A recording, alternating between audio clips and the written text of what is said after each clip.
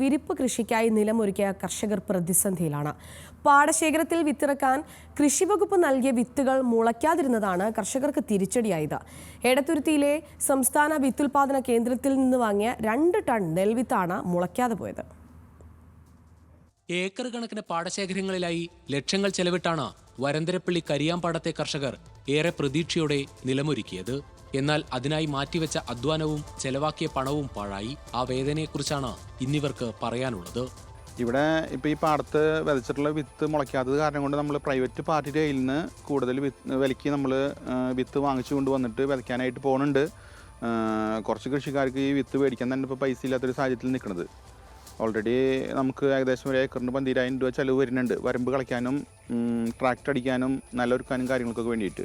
അപ്പോൾ അത് മുടക്കി ഇതിനൊരു ഗുണമില്ല എന്നുള്ളത് മനസ്സിലായി നൽകി. ഇനിയിപ്പോൾ അവർ അടുത്ത് വരുന്ന വിത്തും ഇനി എന്തായിരിക്കും എന്നുള്ളത് അവർക്ക് അറിയാത്തൊരു സാഹചര്യമാണ്. കൃഷിവകുപ്പ് നിർദ്ദേശപ്രകാരം പാടശേഖരം ഒന്നിന് 30 കിലോഗ്രാം വിത്ത് വീതമാണ് പലരും വിതച്ചത്.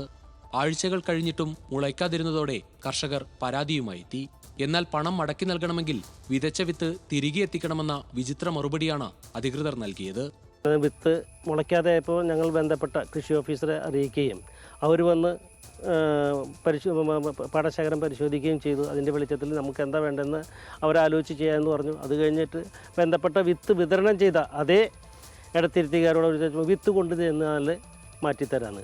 പാടത്തിറങ്ങിയ വിത്ത് എങ്ങനെയാണ് കൊണ്ടു ചെല്ലുക എന്നുള്ളത് എനിക്കറിയില്ല. അത് അവർക്ക് തന്നെ അറിയുള്ളൂ. പക്ഷേ അത്തരത്തിലുള്ളൊരു ഇതാണ് അവിടെ ഭാഗത്തുനിന്ന് ഉണ്ടായിട്ടുള്ളത്.